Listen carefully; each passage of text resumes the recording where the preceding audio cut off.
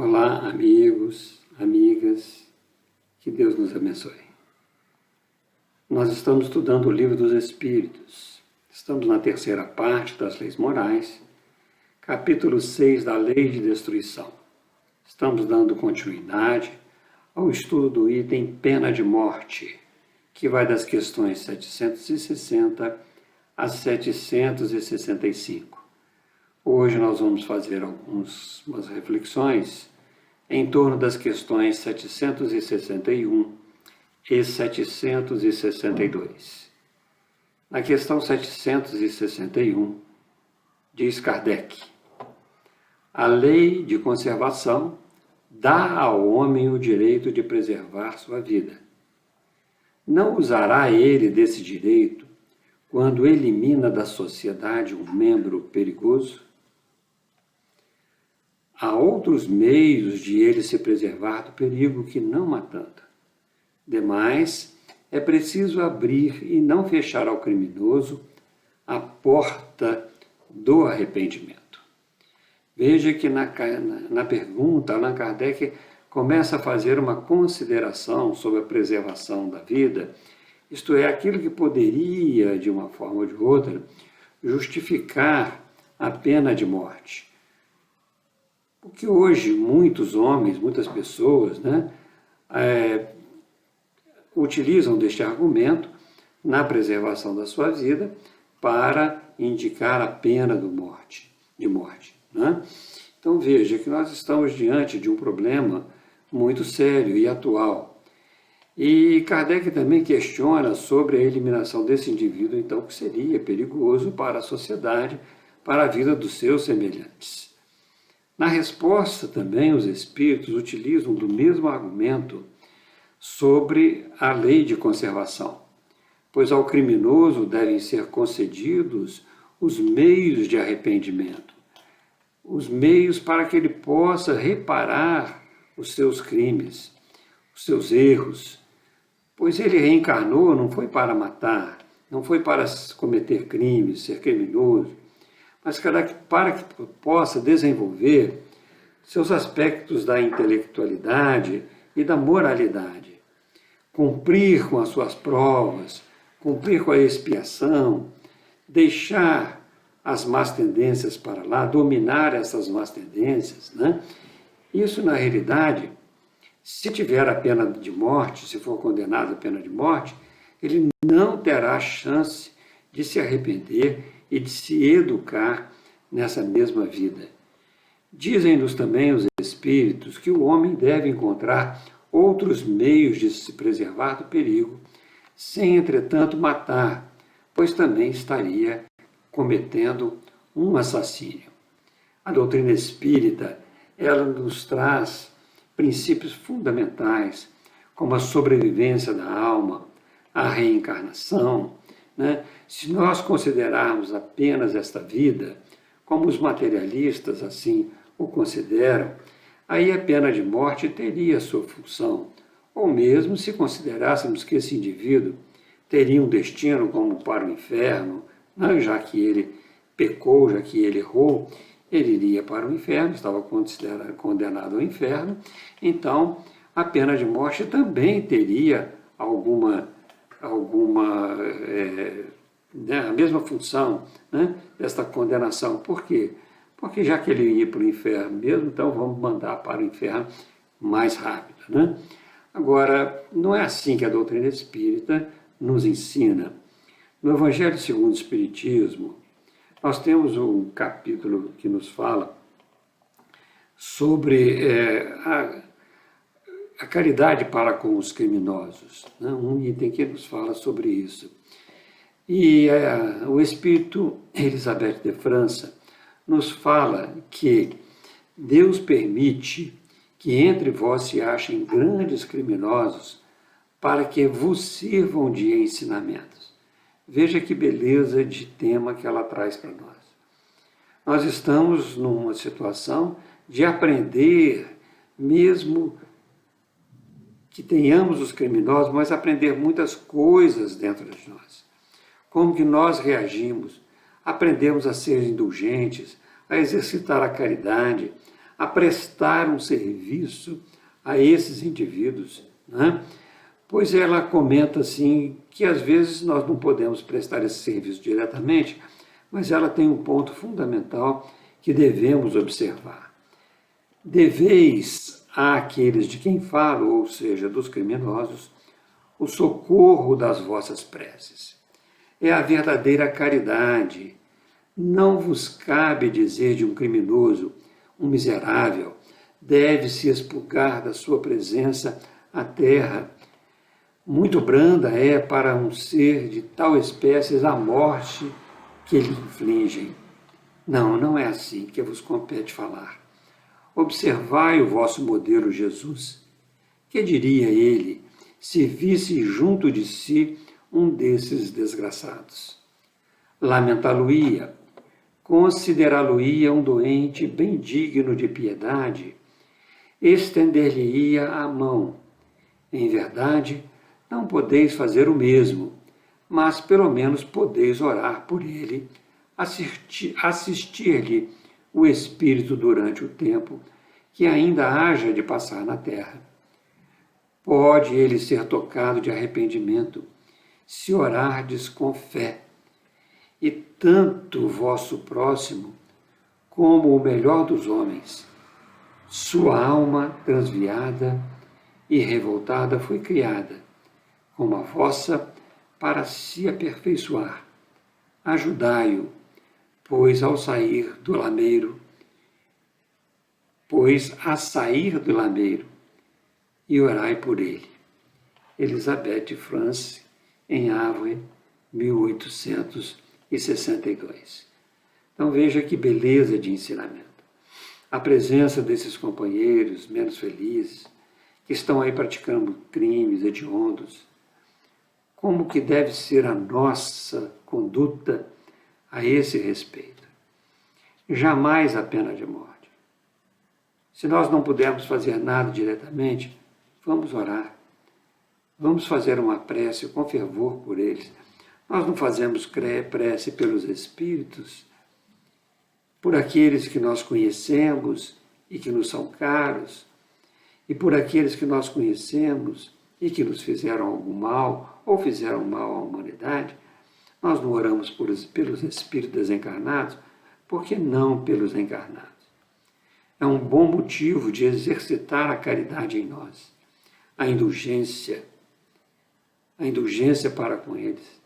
Além disso, fortalecer a nossa ação de benevolência, porque a prece é um ato de benevolência, é uma ação. E a prece não é só uma coisa mística, não é isso.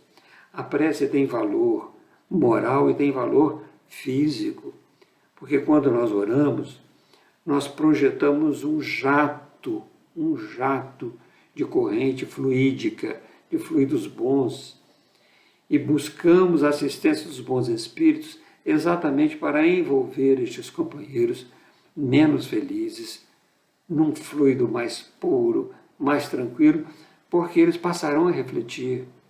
São filhos de Deus como nós.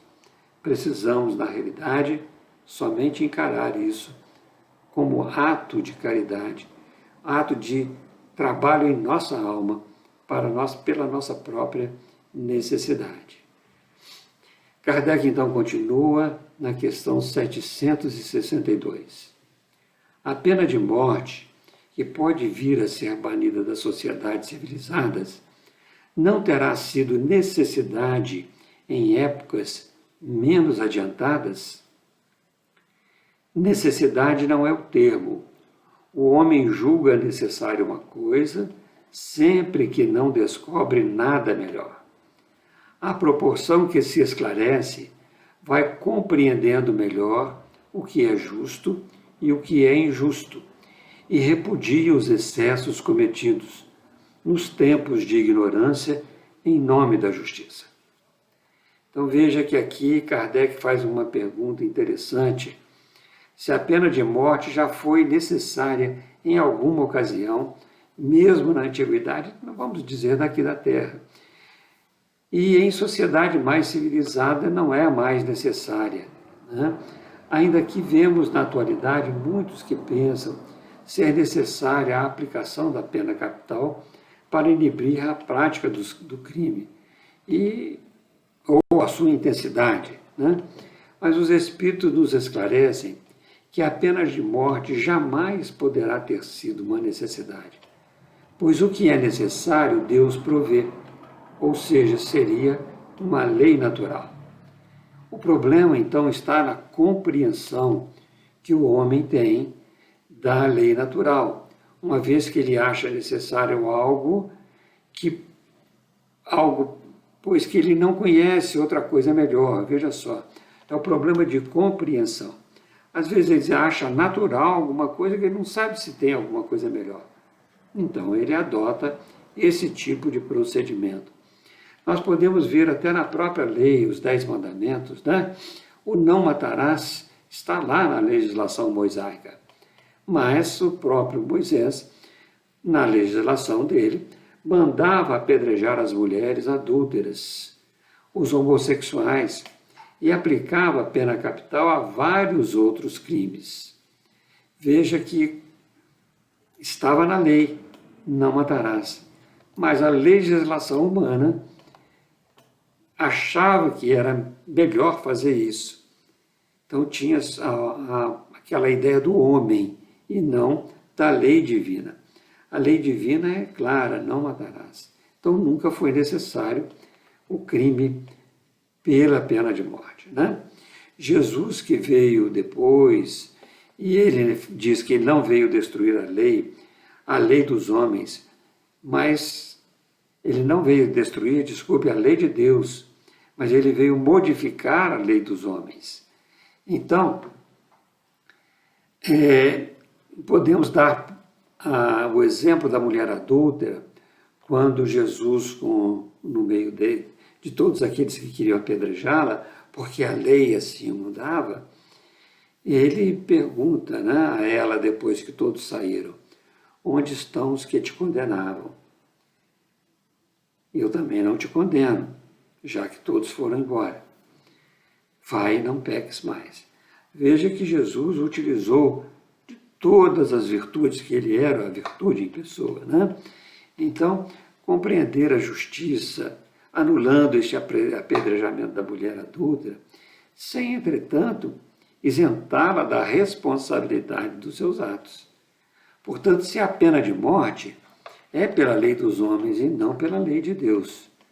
Então, poderíamos argumentar em que em povos menos adiantados Deus o permitiria, isto é, isentar da responsabilidade o crime praticado em nome da justiça, o que não é verdade.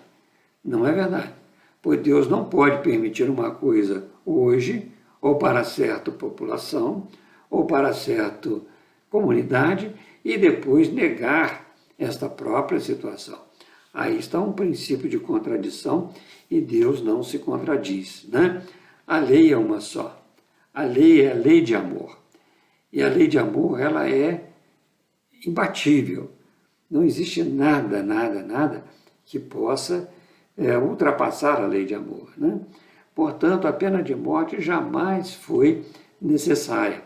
Só a ignorância ou conhecimento muito embrionário e o desenvolvimento do senso moral muito pequeno também pode ser responsável pelo desejo de matar em nome da justiça. A encarnação, como já comentamos, é oportunidade de educação, de crescimento intelectual e moral do espírito. Interromper uma encarnação pela aplicação da pena de morte é agir contra a lei divina. Mas à medida que os homens vão avançando em moralidade, suas leis vão se modificando, se aproximando da lei divina. Então nós, como espíritas, devemos estar sempre atentos a isso. A lei divina, ela jamais pode ter contradição. Jamais pode ser permitido numa época e não permitido em outra. Ela é única para todas as coisas. Apenas o homem vai compreendendo esta lei à medida do seu crescimento. Então vai tomando providências que ele acha necessária e que realmente não está de acordo com a lei divina, mas ele acha necessária para inibir os crimes, para diminuir as situações de adultério, de qualquer coisa, qualquer desvio moral. Mas a lei divina não funciona assim. Ela funciona na consciência de cada um de nós. Portanto, meus amigos, vamos ficando por aqui, pedindo que Deus nos abençoe, agradecendo a vocês a paciência de estar conosco aí toda semana neste estudo reflexivo de um livro dos Espíritos. Desculpe, deixo aqui o meu e-mail para vocês, para que vocês possam mandar alguma contribuição, alguma reflexão ou alguma pergunta. wkduarte@gmail.com. Pedimos a Deus que nos abençoe e até mais.